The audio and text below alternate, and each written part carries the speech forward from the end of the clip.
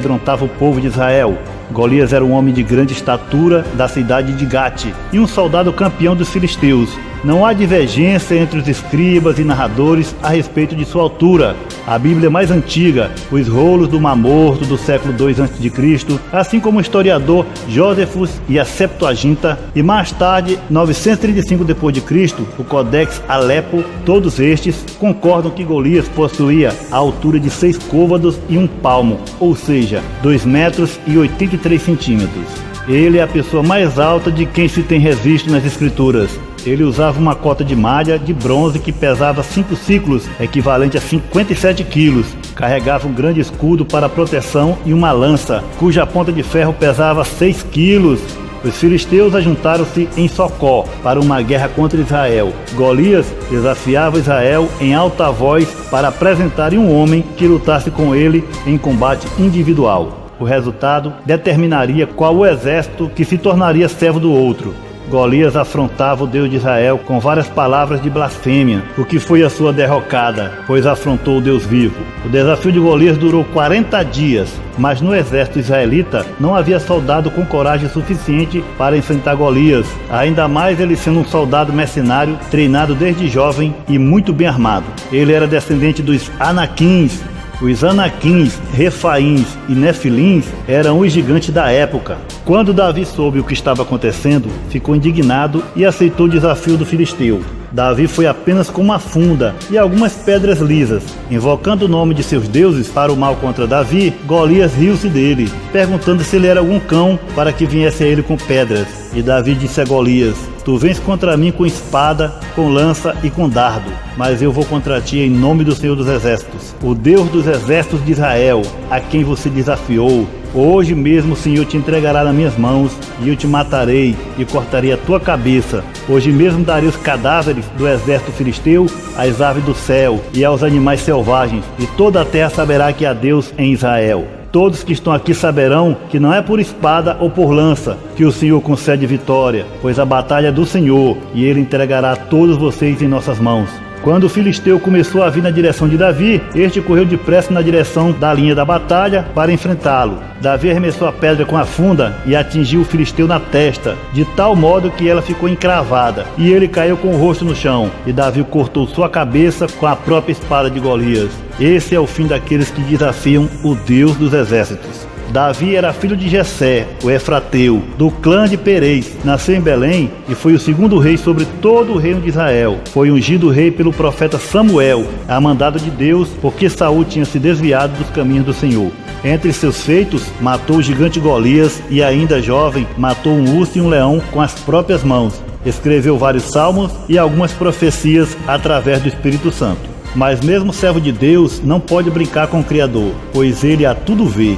Davi viu uma mulher chamada Batseba tomando banho e sentiu desejo por ela. Mandou que a trouxessem e se deitou com ela. Só que ela era a mulher de Urias, o Hitita. A mulher engravidou e mandou um recado a Davi, dizendo que estava grávida. Davi mandou chamar Urias, que estava na guerra, e fez de tudo para que Urias dormisse com sua mulher e tirasse sua culpa. Mas Urias não deitou com ela. Então Davi mandou Joabe colocar Urias na frente da batalha e que o abandonasse sozinho para que morresse. E foi o que aconteceu. Com a morte de Urias, Davi casou com Batseba. Então Deus mandou o profeta Natã falar com Davi. Ao chegar, ele disse: 2 homens viviam numa cidade, um era rico e outro era pobre. O rico possuía muitas ovelhas e bois, mas o pobre nada tinha, senão uma cordeirinha que havia comprado. Ele a criou e ela cresceu com ele e com seus filhos. Ela comia junto dele, bebia do seu copo e até dormia em seus braços. Era como uma filha para ele. Certo dia um viajante chegou na casa do rico e este não quis pegar uma de suas próprias ovelhas ou de seus bois para preparar uma refeição. Em vez disso, preparou para o visitante a cordeirinha que pertencia ao pobre. Então Davi encheu-se de ira contra o homem e disse a Natã: Juro pelo nome do Senhor que o homem que fez isso merece a morte. Deverá pagar 4 vezes o preço da cordeira, porquanto agiu sem misericórdia. Então Natã disse a Davi: Tu és esse homem. Assim diz o Senhor, o Deus de Israel: Eu te ungi rei de Israel e te livrei das mãos de Saul. Dei-lhe casa e as mulheres do teu senhor. Dei-te a nação de Israel e Judá. E se tudo isso não fosse suficiente, eu lhe teria dado mais ainda. Porque tu desprezaste a palavra do Senhor, fazendo o que ele reprova.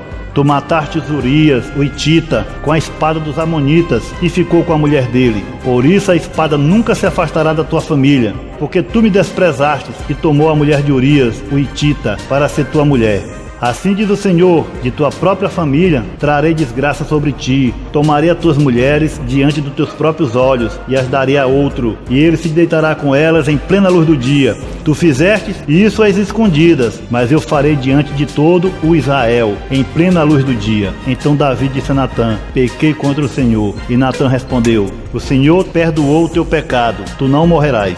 Deus gostava tanto de Davi que não o matou, mas sua vida virou de ponta cabeça por este terrível pecado. Primeiro, seu filho com Batseba não sobreviveu. Amon também, seu filho, estrupou a sua própria irmã Tamar. Absalão, irmão de Tamar, se vingou e matou Amon, seu irmão. Todos esses três eram filhos de Davi. Absalão proclamou-se rei no lugar de seu pai, e Davi teve que fugir às pressas a pé. E Absalão se deitou com as mulheres de seu pai, e todo o povo soube, assim como foi falado na boca do profeta Natã. E Davi foi perseguido por seu filho, até que Joabe matou Absalão. Veja que brincar com Deus ou com seus mandamentos tem consequências terríveis. Davi, porém, se arrependeu, se humilhou e foi chamado de o homem segundo o coração de Deus. E todos podem se arrepender de seus pecados e se chegar a Deus. Alan Rickman, mais conhecido no mundo como Severus Snape, de Harry Potter. Nasceu e foi criado em Londres, Inglaterra. Teve uma educação de herança religiosa mista. Sua mãe era metodista wesleyana, descendente de galês, e seu pai era um católico irlandês.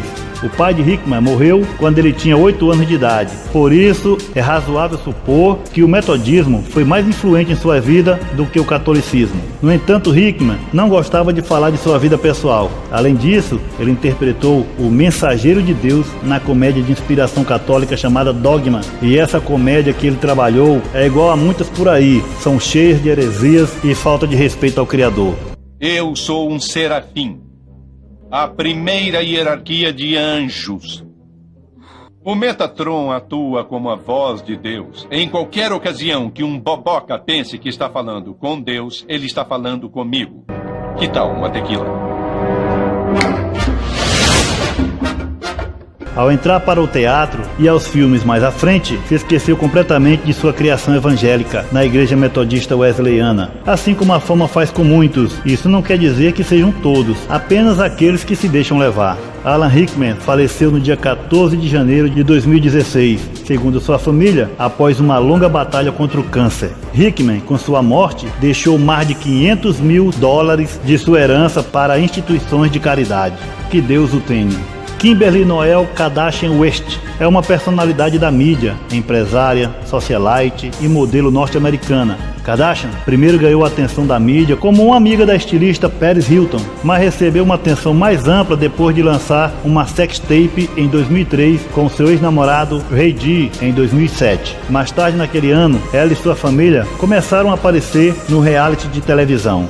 Nos últimos anos, Kim cresceu com a presença online e social, incluindo centenas de milhões de seguidores no Twitter e no Instagram. Ela lançou uma variedade de produtos ligados a seu nome, incluindo jogos para celular, aplicativos e outros. Seu relacionamento com o rapper Kanye West também recebeu uma cobertura significativa da mídia. O casal se casou em 2014 e eles têm 4 filhos juntos. Dizem por aí na mídia que o seu marido Kanye West já fez pacto com o tinhoso. A revista Time incluiu Kardashian em sua lista de 100 pessoas mais influentes de 2015.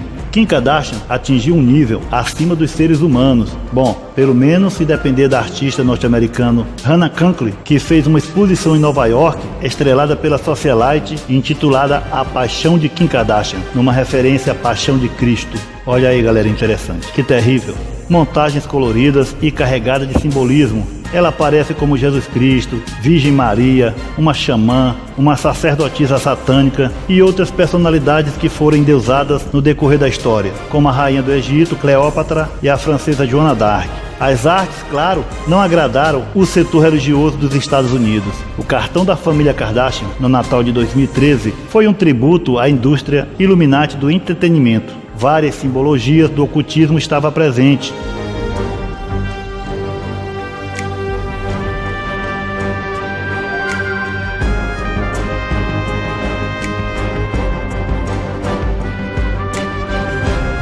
Kim está com uma doença de pele chamada de psoríase, uma doença inflamatória que se caracteriza por lesões elevadas que descamam e tem uma cor embranquiçada. Dependendo do caso, pode gerar coceira, mas isso não é a regra. Ela costuma aparecer principalmente no couro cabeludo, cotovelo, joelho, regiões das costas, palma das mãos e sola dos pés. Kesha Rose Sebert é uma cantora, compositora e atriz estadunidense. Sua descoberta veio no início de 2009, depois de ter sua voz na canção Ride Round. O primeiro álbum de Kesha, Animal, lançado em janeiro de 2010, liderou as tabelas do Canadá, Grécia e Estados Unidos, tendo estreado no número 1 da Billboard 200. O álbum vendeu 152 mil cópias em uma semana de estreia e gerou 4 singles. Mais uma vez, uma famosa entra para o mundo do ocultismo Illuminati, com clipes, performance e shows com alusões aos senhores do mundo. Ela começou sua carreira como uma menina de baladas, alcoólatra, que não era muito rigorosa com higiene pessoal. E em seus álbuns, ela se transformou em uma espécie de bruxa Illuminati. Ela está longe de ser a única estrela pop que passou por esse tipo de metamorfose, e provavelmente tenha sido pré-planejada por sua gravadora. Quantas cantoras já passaram por isso, de uma garota normal para uma garota Illuminati? E isso é o que a indústria faz. Mesmo com sua vida cheia de fama e dinheiro, ela não era feliz, pois teve vários distúrbios alimentares devido à depressão em que vive. Que Deus tenha piedade de sua alma e que um dia ela possa estar louvando ao Senhor e dando glória ao Rei dos Reis. É isso aí, galera interessante. Não se esqueça de se inscrever no outro canal. Vou postar vídeo novo lá nesta semana. Fiquem todos com Deus e até a próxima. Valeu!